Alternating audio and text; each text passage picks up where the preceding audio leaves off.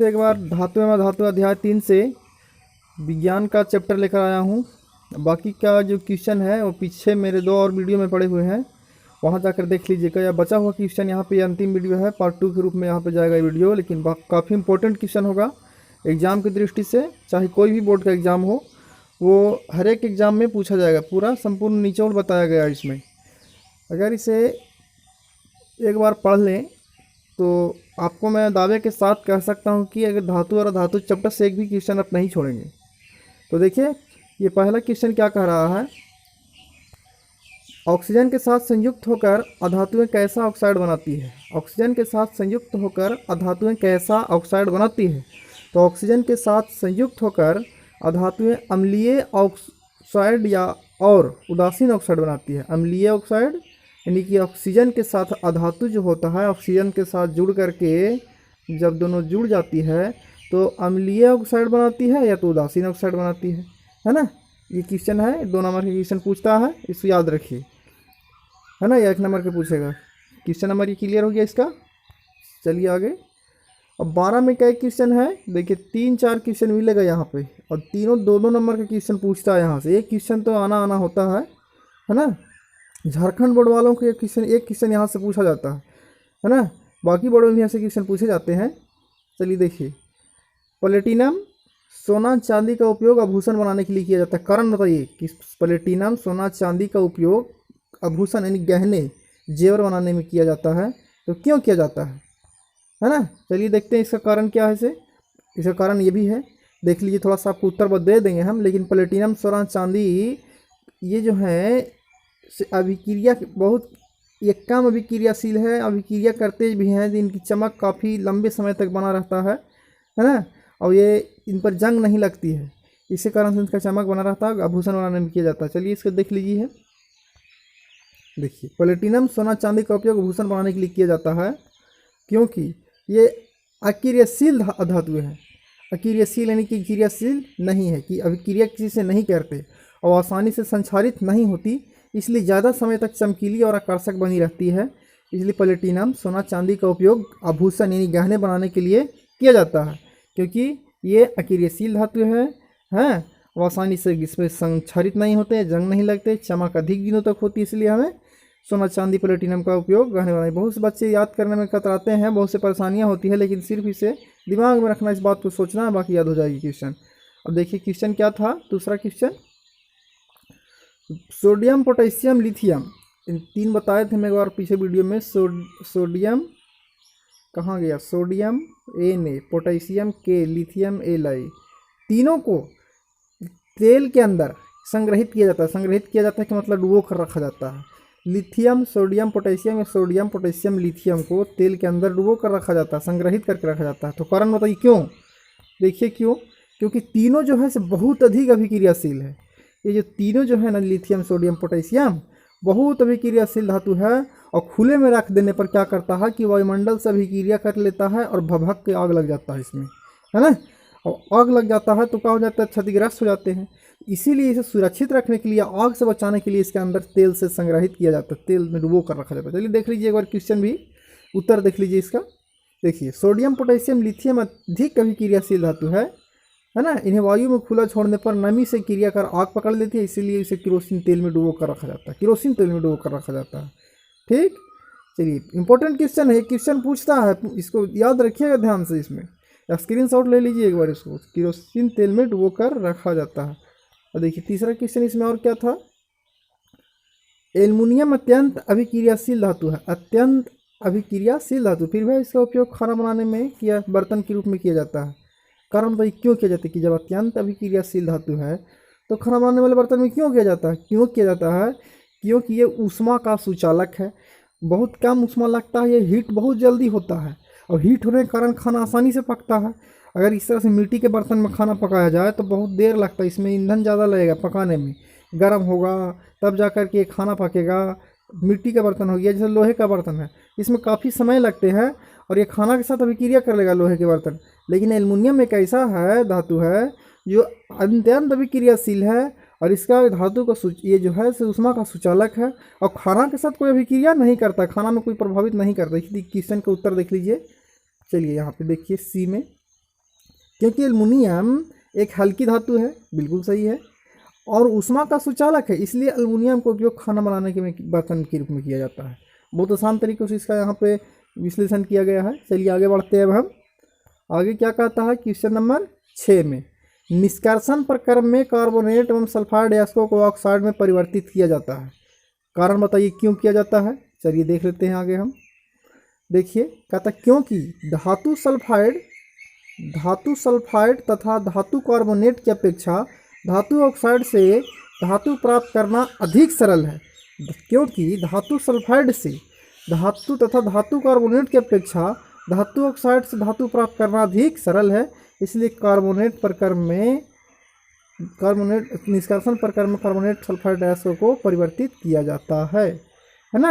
अब चलिए आगे चलते हैं। आगे क्वेश्चन क्या कहता है, आपने तांबे के मलिन बर्तन को नींबू या इमली के रस से साफ करते अवश्य देखा होगा, या खट्टे पदार्थ बर्तन को साफ कर देते हैं। क्यों कर देते हैं, क्यों प्रभावी होते हैं साफ करने में, तो खट्टे पदार्थ जो होते हैं से मलिन बर्तन क्यों साफ करते हैं।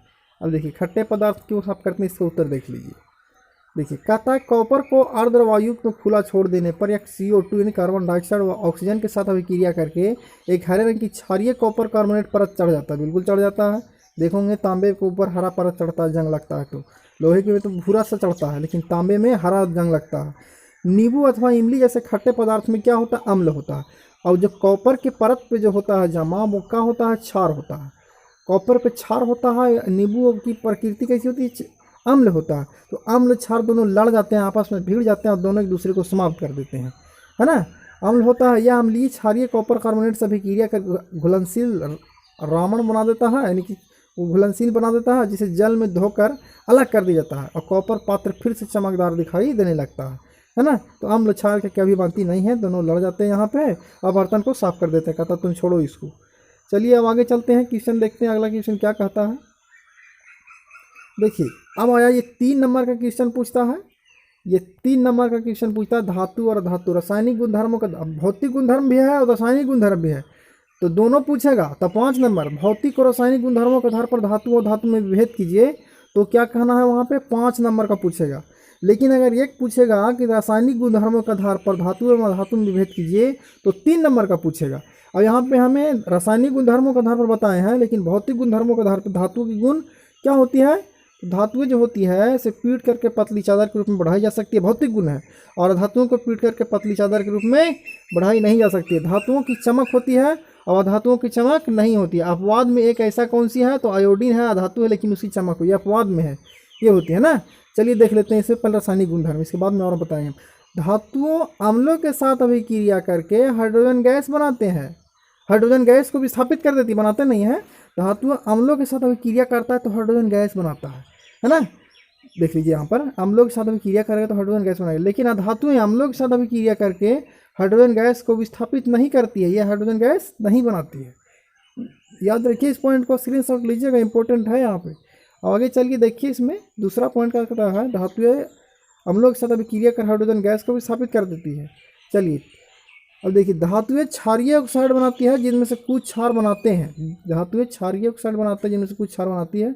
अधातुएं अम्लीय एवं उदासीन ऑक्साइड बनाती है।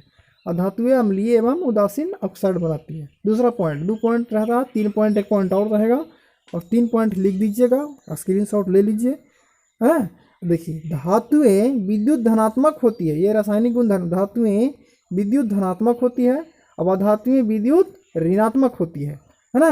धातुएं विद्युत धनात्मक होती है, विद्युत धनात्मक का मतलब इसमें करंट प्रवाहित हो जाएगा और इसमें करंट प्रवाहित नहीं होगा। लेकिन कहिएगा कि इसमें तो एक ये क्या ग्रेफाइट तो एक धातु है लेकिन उसमें करंट जाता, तो अपवाद में है वो। जैसा अपवाद में एक धातु में चमक होती है, इसमें चमक नहीं होती है। तो इसी तरह से भौतिक गुणधर्म, धातुओं को पीट करके पतली चादर बनाया जा सकता है, धातुओं को नहीं बनाया जा सकता। धातुओं को तार के रूप में खींचा जा सकता है, धातुओं के तार के रूप में नहीं खींचा जा सकता। ये हो गया भौतिक गुणधर्म, है ना। और धातुओं के पीटने पर क्या होता है, उनकी सतह चमकदार होती है, धातुओं की सतह चमकदार नहीं होती है। ये 3 गुणधर्म इसका भी है, लिख दीजिएगा, 5 नंबर मिल जाएगा। और काफ़ी आसान क्वेश्चन है। धातु और धातु एक अगर रासायनिक गुणधर्म के आधार पर पूछेगा तो ये लिखिएगा, और भौतिक गुणधर्म के आधार पर पूछे अगर तो जो बोले वो लिखिएगा, ठीक है। अब आगे बढ़ते हैं हम, इंपॉर्टेंट क्वेश्चन है इसलिए हम ज़्यादा जोर दे रहे हैं इस पर। चलिए अगला क्वेश्चन क्या कहता है इसको देख लेते हैं थोड़ा सा हम। कहता है कि एक व्यक्ति प्रत्येक घर में जाकर सुनार बनकर जाता है और सभी को गहने साफा करने के लिए कहता है। महिलाएं जो घर में होती हैं उनसे कहता है, मलिन सोने आभूषण के पहले जैसी चमक पैदा करने के लिए कहता है कि मैं दावा करता हूँ कि आपके गहने चमकने लगेंगे। उसे ढोंग बनाता है। कोई संदेह किए बिना एक महिला अपने सोने के कंगन उसे दे देती है, जिसे वह एक विशेष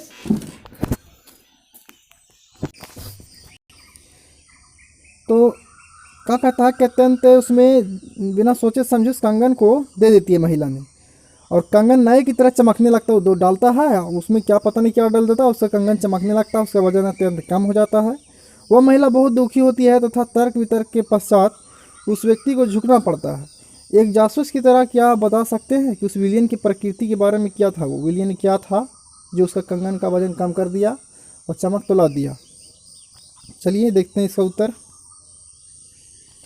देखिए उतना बड़ा क्वेश्चन था लेकिन इसका उत्तर बहुत छोटा है। देखिए क्या था, वह व्यक्ति एक्वारेजिया का प्रयोग करता है। एक्वारेजिया एक विलियन है जो 3/3 भाग सांद्र HCl तथा 1 भाग सांद्र HNO3 नाइट्रिक एसिड, इसको नाइट्रिक एसिड बोलते हैं,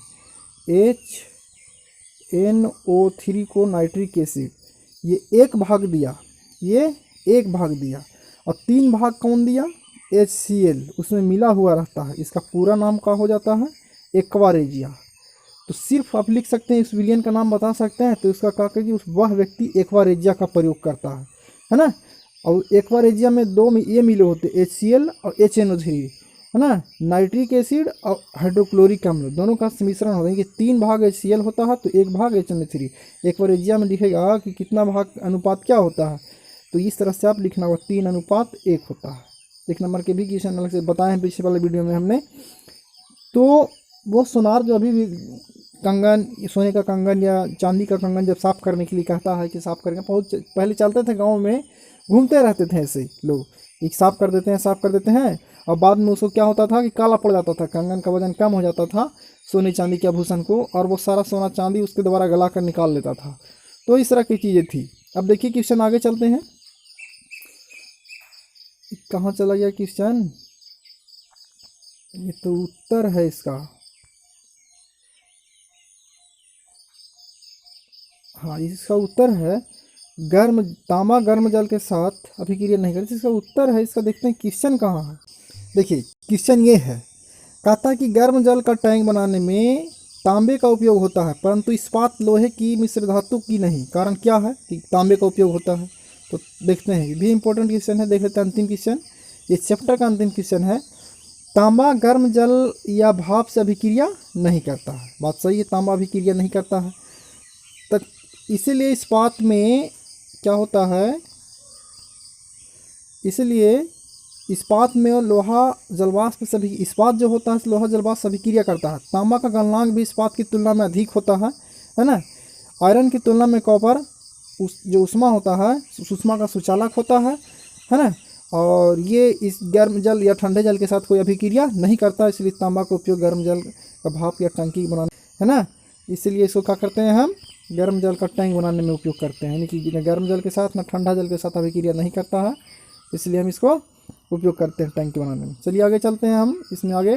और हम तीसरा चैप्टर के बाद हमने चौथा चैप्टर का सब ऑब्जेक्टिव क्वेश्चन जो 40 मार्क्स से पूछे जाते हैं वो क्वेश्चन लाएंगे, है ना। और इसी तरह से बने रहिए, चैनल को सब्सक्राइब करें। जय हिंद।